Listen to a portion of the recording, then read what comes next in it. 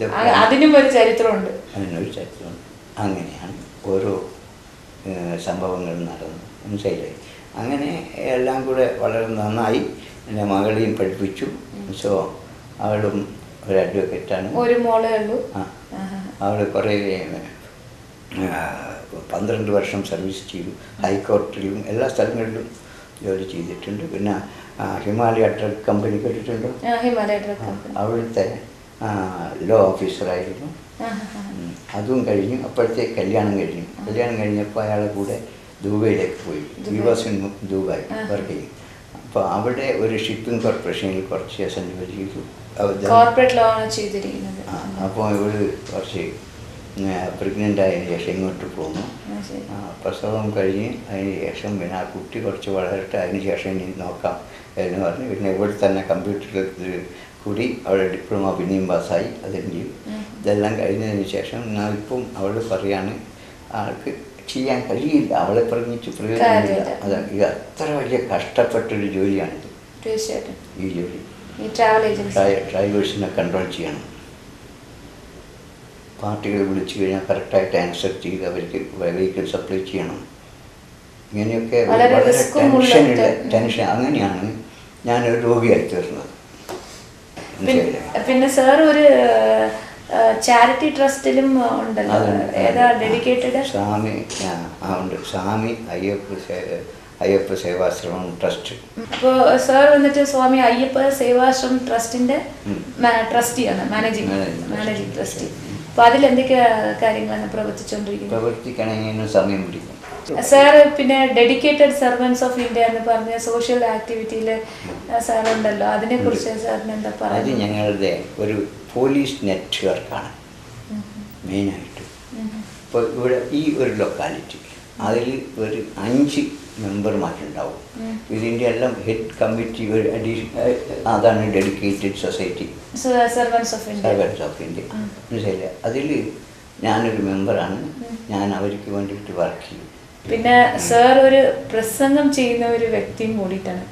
ഏത് വിഷയത്തിനെ കുറിച്ച്? ഏത് വിഷയം നിങ്ങൾ തന്നാലും ഒന്നുമില്ല എനിക്ക്. എന്ത് വിഷയം തന്നാലും 5 നിമിഷം സംസാരിക്കും. തീർച്ചയായിട്ടും പ്രേക്ഷകർ ഇപ്പൊ എന്താ ആകാംക്ഷയോട് കൂടി കാത്തിരിക്കുന്നുണ്ടാവും, സാർ എന്തിനെ കുറിച്ചായിരിക്കും സംസാരിക്കും? എന്ത് വിഷയം കൊടുത്താലും സംസാരിക്കും. ഓക്കെ, നമ്മുടെ ജീവിതം എങ്ങനെയാണ് ഉണ്ടാവേണ്ടത്? ഒരു മനുഷ്യന്റെ ജീവിതം എങ്ങനെയാണ് ഉണ്ടാവേണ്ടത്? മനുഷ്യ ജീവിതം നല്ലതായിട്ടിരിക്കണം എന്നതാണ് എൻ്റെ ഉദ്ദേശം. എല്ലാവരും അതാണ് ജീവിതം എന്ന് പറയുന്നത്. അല്ലാതെ മോശമായിട്ടുള്ളത് പോയി കഴിഞ്ഞാൽ അത് ജീവിതമല്ല. ഉണ്ടായിരിക്കും. സാറിന്റെ ഈ ജീവിതകാലത്ത് ഇപ്പോൾ സാറിന് എത്രയും പ്രായമായിട്ടുണ്ട്, എന്താ പറയാ, മനസ്സിന് പ്രായമില്ല ഒരിക്കലും. ഏതൊരു മനുഷ്യൻ മനസ്സിന് നമ്മുടെ ഫിസിക്കലിന് മാത്രമേ പ്രായം തോന്നുന്നു.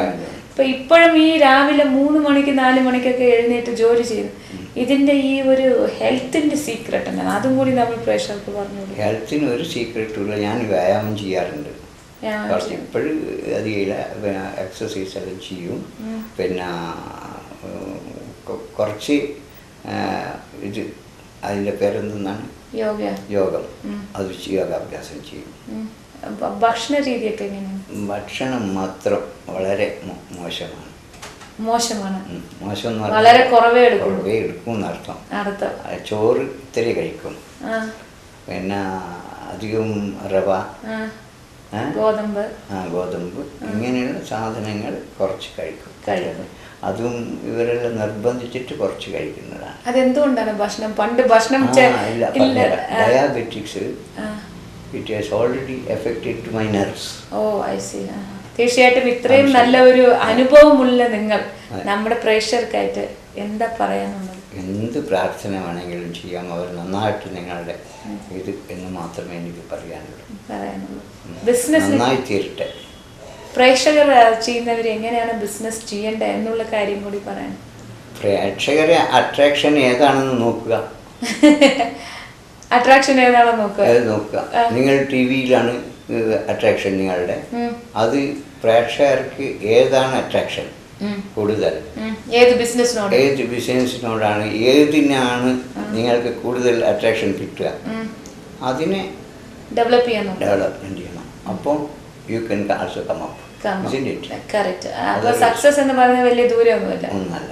നമുക്ക് ഇഷ്ടപ്പെടുന്ന ഒരു ഫീൽഡ് തപ്പിയെടുക്കുക, എന്നിട്ട് അതിൽ ഹാർഡ് വർക്ക് ചെയ്യുക.